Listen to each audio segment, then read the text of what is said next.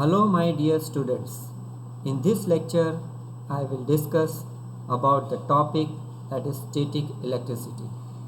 Here we will learn the basic of static electricity and its applications, properties of electric charge, and lastly the Coulomb's law of electrostatic force. So, I am sure you all must have felt or come across the phenomena of electricity in your daily life. Let me give some examples of it. As you can see in the first figure, when you comb your dry hair with a rubber comb and bring that comb near to the piece of paper, you will see that the piece of papers are attracted towards the comb. In another example, if you see when the balloon filled with an air is rubbed with the hair, and if the balloon is taken away from the hair, you will see that the hairs are attracted towards the balloon. This is due to the friction between the balloon and hair. In another example, if you see the person is experiencing an electric shock when it touches the metal door. Why this happens? When you drag your feet across the carpet, the charges, most probably electrons, get accumulated on your body.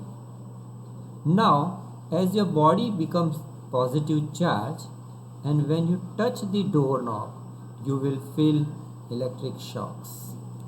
So these are some of the daily examples in your routine life of the static electricity. But let us see some industrial or some technical examples of static electricity. One of the best practical application which I like is Xerox machine. In the Xerox machine, as you can see in the figure, the first figure in which the plate which is shown, let us take this plate as positively charged. The positive charge is applied on this plate. It is actually a drum in your Xerox machine. When you apply a positive charge through a high voltage power supply, then through charge by friction, the charge gets deposited on the plate. Remember, the plate is not a good conductor of electricity. Now, when the paper is placed on the plate and light shines onto the paper, then the white part of the paper reflects the light while the dark part forms a shadow on the paper. Here, the plate becomes neutral at white part as the light gives enough energy to charge to escape from the plate that is connected to the earth. It means the plate which is connected to the earth will take away the charge from there, while the dark part which is there is still charged.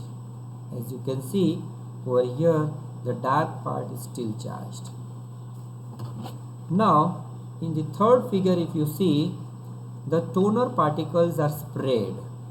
This is a toner, block diagram of a toner, where the toner particles are sprayed through negatively charged nozzle onto the plate. This negatively charged toner is attracted by the positive charge. You can see the negative charged toner will emit the particles which are negative charge, which will get attracted by the positive charge on the plate. In the fourth figure, you see the sheet of the paper is given a very strong positive charge. A paper is given a very strong positive charge and then placed in contact with the plate. In our actual machine, it is a drum. Remember, the paper attracts the toner. The paper is then removed from the plate and passed through a heating unit. The heat melts the toner and bonds it to the paper, and this is how the Xerox machine works. This figure In the explanation, I have taken reference from the internet. Another application is a smoke precipitator. The static electricity can be used to reduce the pollution in the chimney of a power station. If you see in the figure, the metal grid is given a very high voltage at the bottom of the chimney. So the smoke particles which are moving upward will gain this negative charge and move in upward direction. As they are moving in upward direction, there are another two collecting plates which are kept at positive charge. So these negative charge smoke particles are attracted towards the positive charge and gets accumulated. They go on getting accumulated and the particle size goes on increasing. When the particle size are large enough that they fall back down the chimney, and this is how the smoke particles are blocked to move in the atmosphere. This also I have taken the reference from the internet. The third example which I would like to discuss, which is based on static electricity, is the painting of the vehicles. As you can see in the figure, there is a paint gun which has a negatively charged nozzle. So the paint gets negatively charged, which is sprayed on the car which is kept at a positive charge. So the negative charge nozzle will emit a negative charge particles which will be attracted towards the positive charge of the car and gets deposited, and this is how the car gets painted. The painting is uniform. So these are some of the examples, technical examples of static electricity. So till now you must have understood that how important is static electricity in your life, in your technical life especially. So how are these charges produced? Till now you must have understood that there are two types of charges, that is positive charge and negative charge. Any system or a body will acquire a positive charge when it loses some electrons, or a system will acquire a negative charge when it gains an extra electrons. So system will become either positive or negative by losing or gaining an electrons. It means there is a transfer of electrons which takes place, and due to which it becomes either positive or negative. See, the electron is the most fundamental particle, and therefore the electrons, when they get transferred from one place to another place, makes the system positive or negative. The magnitude of the charge is of the fundamental electron is 1.6 into 10 raised to minus 19, and coulomb C is the coulomb, that is the unit of the charge. You can see the animation. See how the electrons, when it enters into it, makes the system negative. In the second figure, when it loses some electrons, it becomes, this system becomes positive.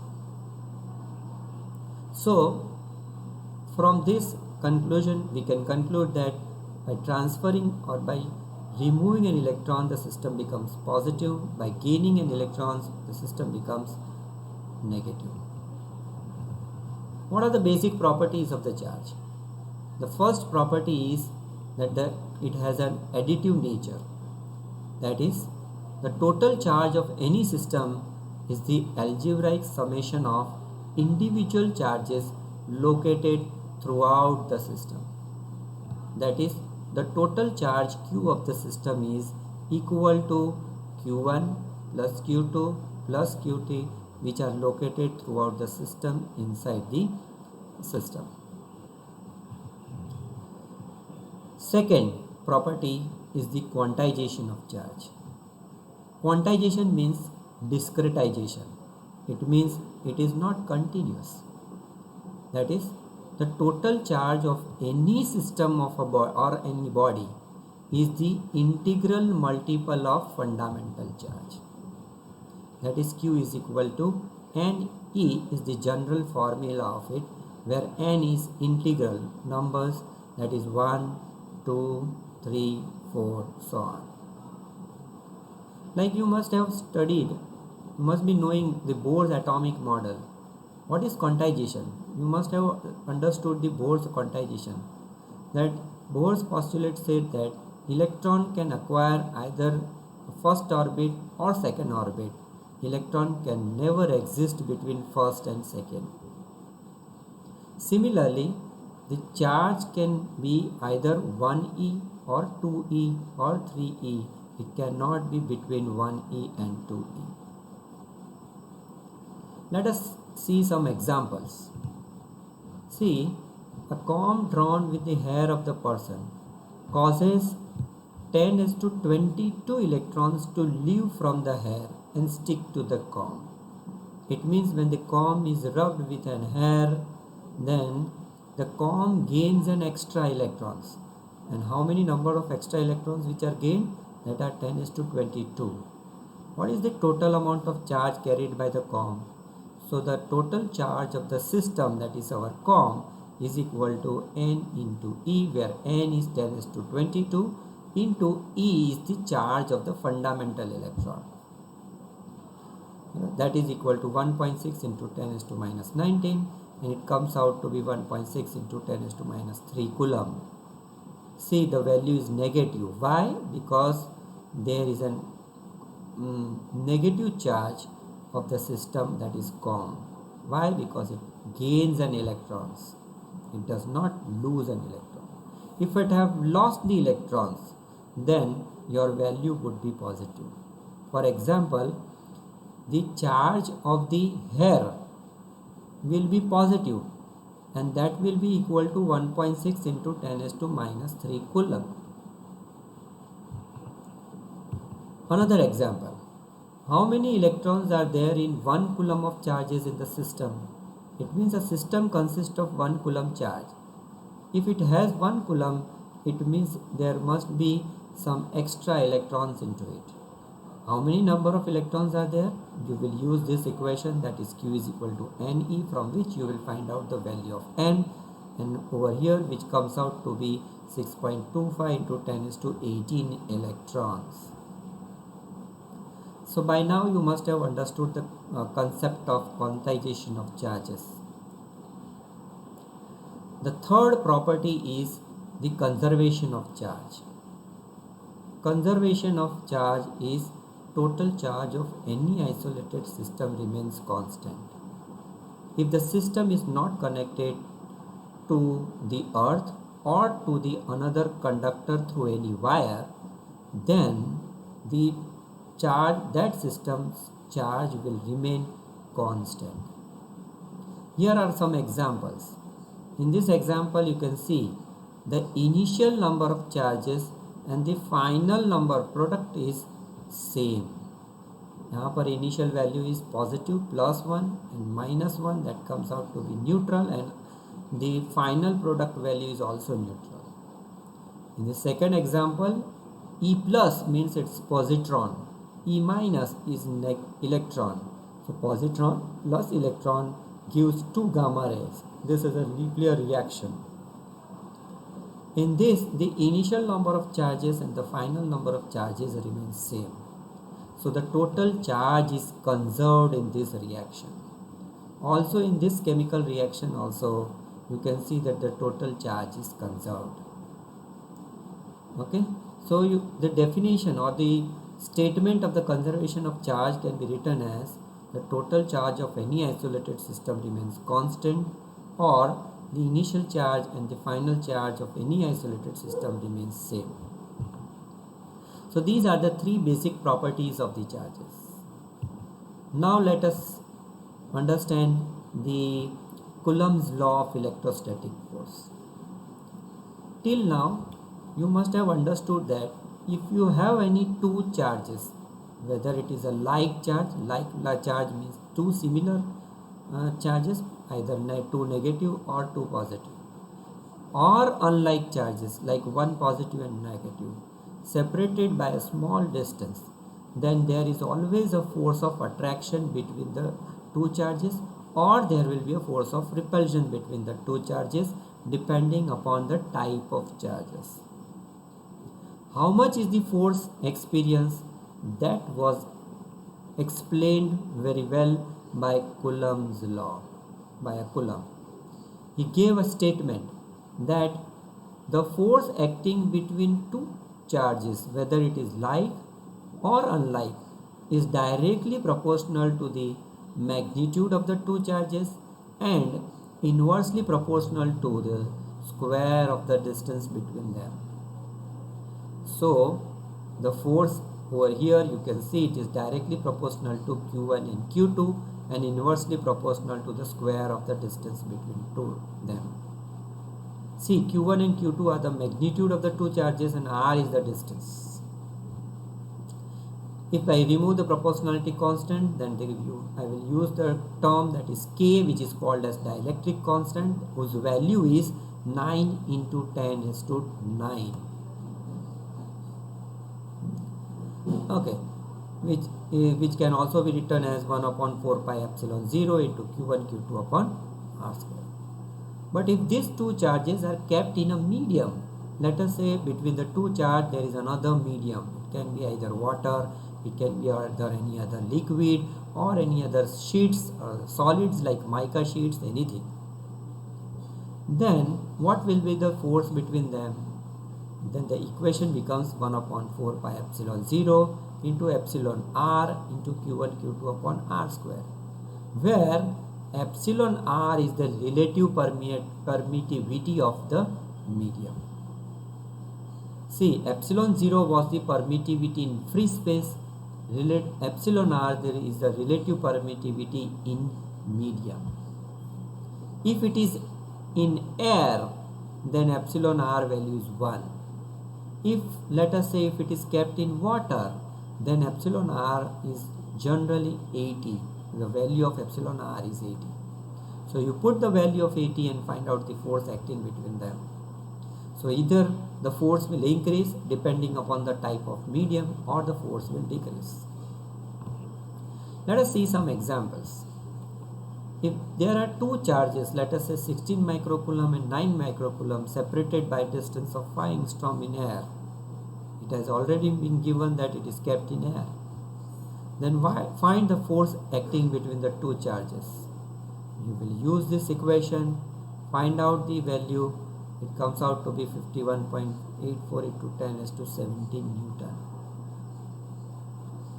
But if these two charges separated by 5 angstrom is kept in a water medium whose dielectric constant is, let us say, 80, then what is the force acting between the two charges?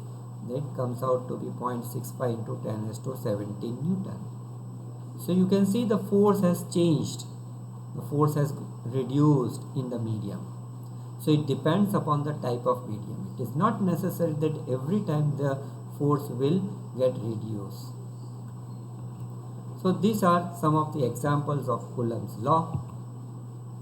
You can also define Coulomb's law in vector form. As you can see, there are two charges in a space which are at a position r1 and r2 from the origin.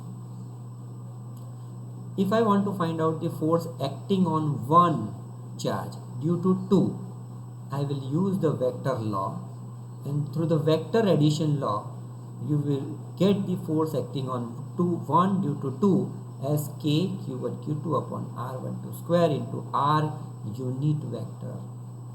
What is r unit vector value? It is equal to r12 upon magnitude of r12.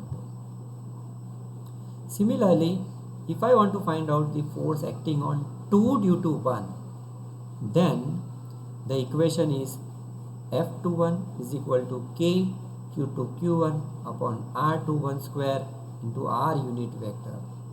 Over here, R unit vector is R21 upon magnitude of R21. So, as the distance between the if you find out magnitude wise, these two forces are same. Why? Because the distance were same and the charges were also same. So the magnitude wise F12 is equal to F21, but direction wise both are different. The force acting on 1 due to 2 is in this direction, while the force acting on 2 due to 1 is in this direction. So they are in opposite direction. It means that the direction wise they are opposite, but the magnitude wise they are same. This is Coulomb's law in vector form. So this was the discussion in this session. So till now I think you must have understood what is static electricity, what are the properties of electricity charges, and Coulomb's law of electrostatic force. Thank you.